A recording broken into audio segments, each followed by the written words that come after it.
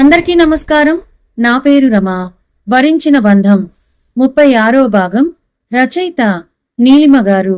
Friends, కథ చదవడం start చేసిన వెంటనే వీడియోకి ఒక లైక్ చేయండి, హైప్ చేయండి. అలాగే స్టోరీ ఎలా అనిపించిందో కామెంట్ చేయండి.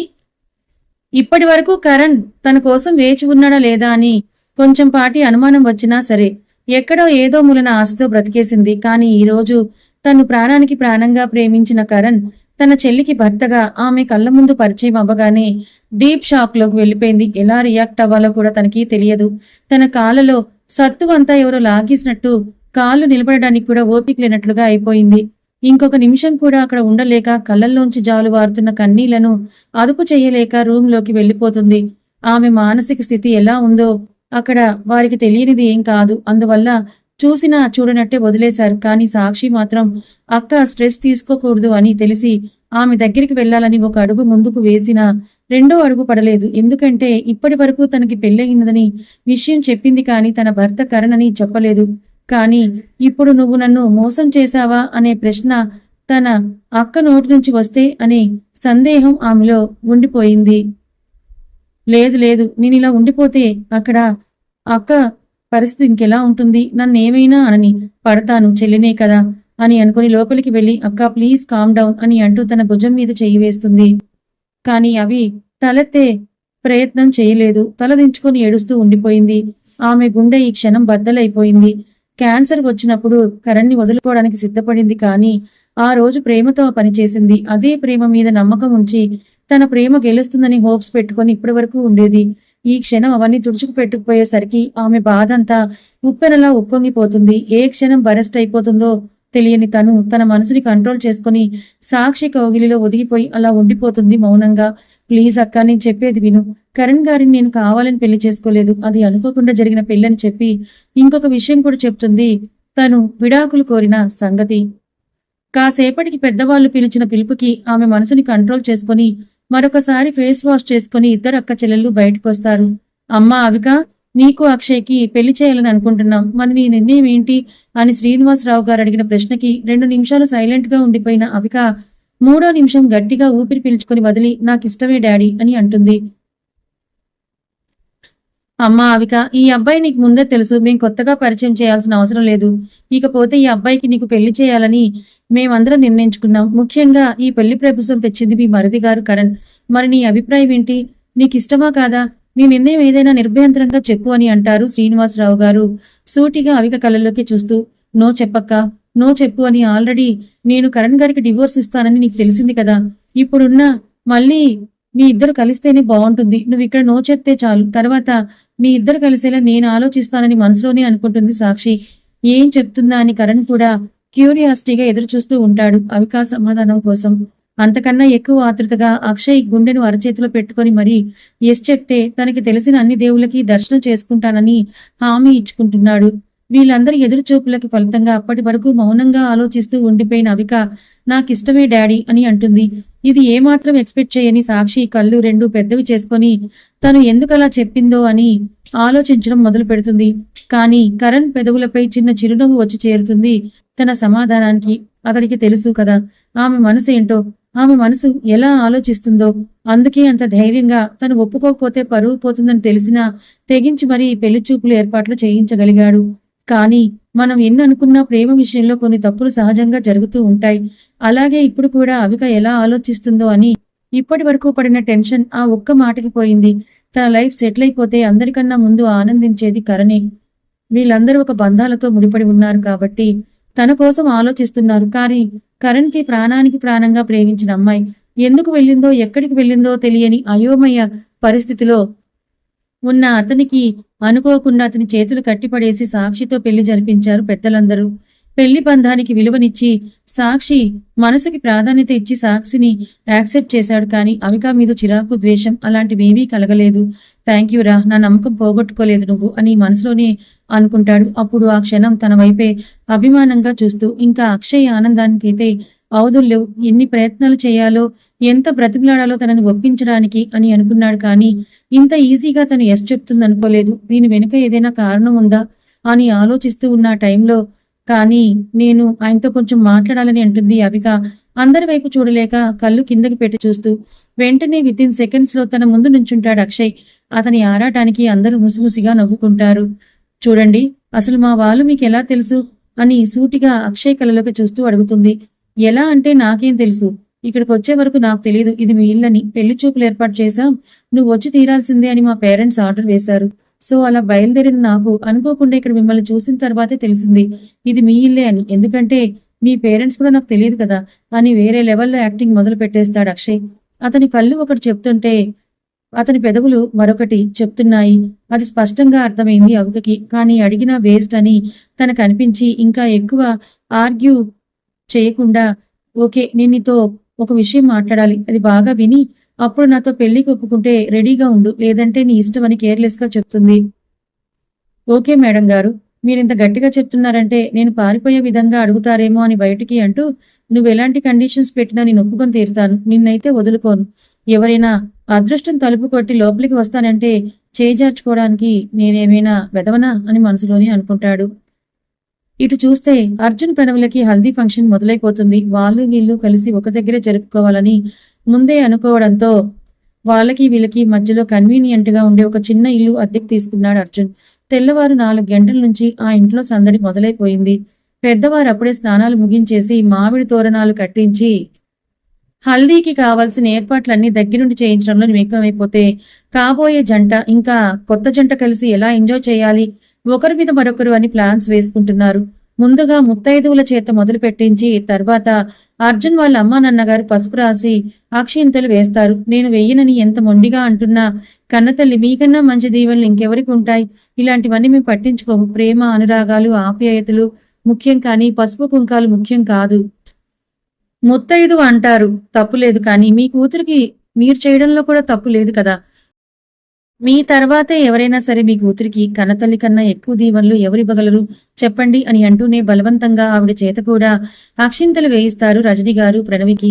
ఆ సమయంలో ఏదో బాధ తనని కమ్మేయగా కళ్ళల్లో తన తండ్రి జ్ఞాపకాలు తనని చుట్టుముట్టేస్తాయి. అయ్యో పెళ్లి కూతురలా ఎడవచ్చా, ఏదో పెళ్ళంటే తనకి ఇష్టం లేదని అనుకుంటారు కదా అని రజని గారు చిరుకోపంగా అనగానే కళ్ళు తుడుచుకొని వాళ్ళ అత్తమ్మని గట్టిగా హత్తుకుంటుంది. బాబో ఏంటమ్మా, మీ ఆయన అనుకుని నన్ను పట్టేసుకున్నావా ఏంటి, వాడు నా మీద దండయాత్ర మొదలు పెడతాడు చూస్తే అని ఆవిడ చెవిలో అనగానే అత్తమ్మ మీరు మరీను అని మూతి ముడిచి ముద్దుగా అంటుంది ప్రణవి.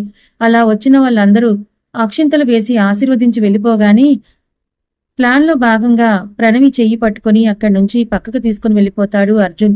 వితిన్ సెకండ్స్ లో వెళ్తూ వెళ్తూ ప్రేమ వైపు చూసి ఏదో సైగ చేసి మరీ వెళ్ళాడు. దానికి హింట్ ఏమిటో, ఏంటి మీరు అక్కడ అంతమంది ఉన్నారు కదా, ఇలా తీసుకురావడం కరెక్టేనా అని అంటుంది ప్రణవి చిరుకోపంగా పట్టుకున్న చేతిని వదిలించుకోవడానికి ప్రయత్నం చేస్తూ.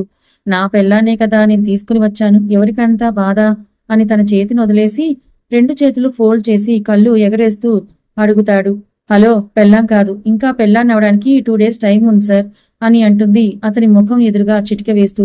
ఆహా, మళ్ళీ చెప్పు అని అంటూ తన నడుము చుట్టూ చేతులు వేసి చాలా ఫోర్స్గా లాగేసరికి అర్జున్ కి అతుక్కుపోతుంది ప్రణవి. ఏమాత్రం ఊహించని అతని చర్యకి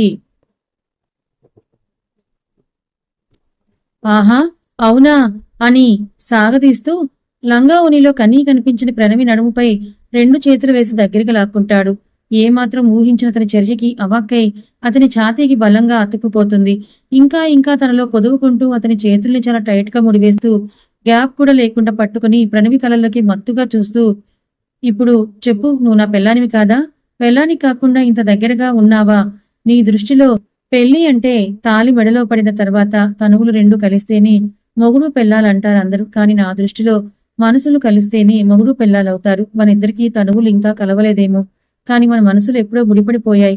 ఆ ముడిపడిన బంధాన్ని మాంగళ్య బంధం అని అనుకోకూడదా, అప్పుడు నువ్వు నా పెళ్ళానివి కాకుండా పోతావా అని కనుల నిండా ప్రేమను నింపుకొని ఆమె కళ్ళల్లోకి సూటిగా చూస్తూ ప్రశ్నిస్తాడు అర్జున్. అవును నిజమే, మనుషులు కలిస్తేనే నిజమైన ప్రేమ, నిజమైన ప్రేమ ఉంటేనే బంధానికి విలువ. మెడలో మాంగళ్యం ఉన్నవారి మధ్య ప్రేమ లేనప్పుడు ఆ బంధానికి విలువ లేదు కదా. మరి నేను అప్పుడే పెళ్ళాంని అయిపోయినట్టేనా అని మనసులోనే ఆలోచిస్తూ ఉండిపోతుంది ప్రణవి. ఇప్పుడు చెప్పు, ఇప్పుడు కూడా నువ్వు నా భార్యవి కాదు కదా అని నువ్వు అనుకున్న నా దృష్టిలో మాత్రం నువ్వు నా భార్యవే. నేనెప్పుడైతే నీకు ప్రపోజ్ చేశానో, ఎప్పుడైతే నువ్వు నా మనసులోకి వచ్చావో ఆ రోజే నా మనసు తనువు జీవితం నీకు అంకితం చేసేశాను. నువ్వు ఒప్పుకున్నా ఒప్పుకోకపోయినా నీ మీద ఫుల్ రైట్స్ నాకు వచ్చేసినట్టే. నువ్వు ఇచ్చినా ఇవ్వకపోయినా నేనే తీసుకుంటాను హక్కుగా. అప్పుడే కదా అది ప్రేమ అవుతుంది. పర్మిషన్ తీసుకుని నీ ఆన్సర్ కోసం ఎదురు చూస్తే అది ప్రేమ ఎందుకు అవుతుంది? మన ఇద్దరి మధ్య దూరం పడినట్లే కదా. సో నీ పర్మిషన్తో ఇక్కడ నాకు పనిలేదని కళ్ళెగరేస్తూ అంటూ నడుము చుట్టూ వేసిన చేతిని కింద లంగాకి పైన బ్లౌజ్ కి మధ్యలో ఏ ఆచ్ఛాదన లేని నడుము మీద మునివేళ్లలో సంగీతం పలికిస్తాడు. వెంటనే ప్రణవి తనువు జివ్వుమంటుంది. కరెంట్ షాక్ కొట్టినట్టుగా అప్రయత్నంగా ఆమె కళ్ళు మూసుకుపోతాయి. పెదవులు అదురుతున్నాయి. పెదవుల మీద ఒక చిరుముద్దు ఇచ్చి అక్కడ పక్కన ఉన్న నలుగు పిండిని తీసి ఆమె బుగ్గల మీద నుదుటిని ప్రేమగా రాసి హల్దీ ఫంక్షన్ విషెస్ చెప్తాడు తనకి. అప్పటి వరకు తన్మయత్వంలో మునిగిపోయిన ప్రణవి నలుగు పిండి చల్లదనం ఒంటికి తెలుస్తుంటే కళ్ళు తెరిచి చూడలేక అతని గుండెల్లో ఒదిగిపోతుంది గువ్వపెట్టల. నేనేం చేయకుండానే అన్ని ఫీలింగ్స్ వచ్చాయా నీకు? వామ్మో, ఇంకా ముందు ముందు నీతో నేనెంత కష్టపడాలి? అవును, ఇప్పుడు నేను జస్ట్ చేయబోయేగాని అంతలా ముడుచుకుపోతే రేపు మన ఫస్ట్ నైట్ కి ఎలా అమ్మాయి? ముందే చెప్తున్నా, వార్నింగే అనుకో, నాకు సంబంధం లేదు. నువ్వు ఏమనుకున్నా కానీ ఆ రోజు మాత్రం నా దగ్గర ముడుచుకుపోవడం, సిగ్గుపడటం ఇవన్నీ పక్కన పెట్టేయాలి. లేదంటే నిన్ను నా దారిలోకి తెచ్చుకోవడానికి నా టైం అంతా అయిపోతే అప్పుడు మన పనికి ఎక్కువ టైం దొరకదు కదా అని అంటున్న అర్జున్ మాటలకు అక్కడ ఉండలేక తుర్రున పారిపోతుంది ప్రణవి. గార్డెన్ లోకి వెళ్లిపోయి ఒక వైపున ఎవరూ లేని దగ్గర కూర్చొని, బాబోయ్ ఈయన మాటలతోనే చెమటలు పట్టించేస్తున్నారు నాకు, ముందు ముందు ఇంకా నా పరిస్థితి ఏంటో అని అనుకుంటుంది తన గుండెలపై చేయి వేసుకుని నెమ్మదించుకునే ప్రయత్నం చేస్తూ. చెప్పండి, ఏం చెప్పాలనుకుంటున్నారు నాతో అని నవ్వుతూ అంటాడు అక్షయ్. ఆ నవ్వులో కొంచెం వెటకారం రంగరించి. చూడండి, నేను మీతో పెళ్లికి ఒప్పుకున్నానని సంబరపడిపోకండి. నాకు బెంగళూరులోనే డౌట్ వచ్చింది, మీరు నా మీద స్పెషల్ ఇంట్రెస్ట్ చూపిస్తున్నారని. కానీ ఆ విషయం తెలిసినా తెలియనట్టే ఎందుకు ఉండిపోయాను? మీరంటే నాకు అలాంటి అభిప్రాయం లేదు కాబట్టి. కానీ ఇప్పుడు పెద్దవాళ్ళ ముందు డైరెక్ట్ గా అలా అడిగితే ఏం చెప్తాను? అందువల్ల ఓకే చెప్పాను. కానీ మీరంటే నాకు అప్పుడు ఇప్పుడు ఎప్పుడూ ఇష్టం లేదు. మీరు నన్ను చేసుకున్నా నేను మీకు అంత తొందరగా దగ్గర కాలేను. ఈ విషయాన్ని మీరు బాగా గుర్తు పెట్టుకోండి అని నొక్కి మరీ చెప్తుంది అవిక. చూడండి, మీ గురించి అన్ని విషయాలు నాకు తెలుసు. అంటే కొన్ని విషయాలు నా అంతటి నేను తెలుసుకున్నవి, కొన్ని విషయాలు సహస్ర ద్వారా తెలుసుకున్నవి. ఎలాగైనా సరే మీ ప్రతి విషయం నాకు తెలిసిందే కాబట్టి మీరు ఈ సిచ్యువేషన్ లో ఎలా ఉంటారో, ఎలా ఆలోచిస్తారో నేను అర్థం చేసుకోగలను. మీరు నాతో పెళ్లికి ఎందుకు ఒప్పుకున్నారు అయితే తెలియదు, కానీ వన్స్ ఒప్పుకున్న తర్వాత ఫిక్స్ అయిపోండి. ఎన్ని కండిషన్స్ పెట్టినా, ఎన్ని రోజులు దూరం పెట్టినా మీరే నా భార్య, నేనే మీ భర్త. మీకోసం మీరెప్పుడు నా కౌగిలిలోకి చేరుతారా అని ఎదురు చూస్తూ ఉంటాను. కానీ నా అంతటా నేను మిమ్మల్ని రాంగ్ టచ్ మాత్రం చేయను. సో మీరైతే పెళ్లికి సిద్ధంగా ఉండండి. అవిక గారు అలియాస్ కోదండమూరి అక్షయ్ అవిక అని అంటాడు తన కళ్ళల్లోకి కిల్లింగ్ లుక్స్ తో చూస్తూ. మీరు తెగ ఓవర్గా సంబరపడిపోతున్నారు కదా, పడని, పెళ్లి తర్వాత చూపిస్తాను చుక్కలంటే ఎలా ఉంటాయో, ఎన్ని చుక్కలుంటాయో కూడా లెక్క పెట్టిస్తాను అని తన దూరంగా ఉంటాను అన్న, పెళ్లికి యాక్సెప్ట్ చేస్తానన్న అక్షయ్ వైపే కోపంగా ముంచుకొచ్చేస్తూ ఉంటే మనసులోని అనుకుంటుంది అవిక. ఏంటి బంగారం సైలెంట్ అయిపోయావు? పెళ్లి తర్వాత ఎలా ఉండాలో మనసులో రీల్ వేసుకుంటున్నావా? వేసుకో అని అల్లరి కృష్ణయ్యలా బయటకు వచ్చి తన ఒరిజినల్ యాంగిల్ చూపిస్తాడు అక్షయ్. అవును, నేను రీల్ వేసుకుంటున్నాను, నీకు రియల్ సినిమా చూపిస్తాను, గెట్ రెడీ ఫర్ ఇట్ అని పొగరుగా చెప్పి అక్కడి నుంచి బయటకు వచ్చేస్తుంది అవిక. పిచ్చి బంగారం, నువ్వు అలా అయినా నా మీద కోపంగా ఆలోచిస్తూ ఈ బాధని మర్చిపోయి నాతో సంతోషంగా టామ్ అండ్ జెర్రీ వార్ ప్రకటిస్తూ సంతోషంగా ఉంటే నాకంతే చాలు. అలా అలా నెమ్మదిగా నిన్ను మార్చుకునే బాధ్యత నాది. ఎందుకో నిన్ను చూస్తుంటే ఏదో స్ట్రాంగ్ రీజన్ తో పెళ్లి ఒప్పుకున్నావు అనిపిస్తుంది. మరి ఆ రీజన్ ఏంటో? సరేలే, ఏదైతే ఏంటి, ఒప్పుకోవని అనుకున్న నువ్వు ఈజీగా ఒప్పుకున్నావు. సో అందరూ అంటుంటారు కదా, చాలా సులభంగా దొరికిన దాని విలువ మనకు తెలియదు అని. కానీ నీ విలువ మాత్రం నాకు బాగా తెలుసు. నేనెప్పుడు అపురూపంగా చూసుకునే బాధ్యత నాది అని వెళ్తున్న అవిక వైపే చూస్తూ తన మనసులోనే అతనే ప్రతిజ్ఞ చేసుకుంటాడు తనకి ఎలాంటి కష్టం రాకుండా చూసుకోవాలని. మరి అక్షయ్ అనుకున్నట్లే జరుగుతుందా? అవికాన్ని ప్రేమగా చూసుకుంటాడా? తన ప్రేమని మర్చిపోయేలా చేస్తాడా? అతని ప్రేమతో కథ కొనసాగుతుంది. మరి అక్షయ్ తో పెళ్లికి అవిక ఒప్పుకుంది. ఇప్పుడు సాక్షి పరిస్థితి ఏంటంటారు? మొత్తానికి కరణ్ పెళ్లికి విలువనిచ్చి సాక్షితోనే తన జీవితాంతం కలిసి ఉండాలని నిర్ణయం తీసుకుని, మరో పక్క ప్రేమించిన అవిక కూడా జీవితం కూడా మూడవారిపోకూడదని అవికని ప్రాణంలో ప్రేమిస్తున్న అక్షయ్ని తీసుకొచ్చి మరీ పెళ్లి చేయాలని చూస్తున్నాడు. మరి కరణ్ తీసుకునే నిర్ణయం మీకు ఎలా అనిపించింది? నచ్చిందా? నచ్చితే మరి వీడియోకి ఒక లైక్ చేయండి, కమెంట్ చేయండి, హైప్ చేయండి. Thank you so much.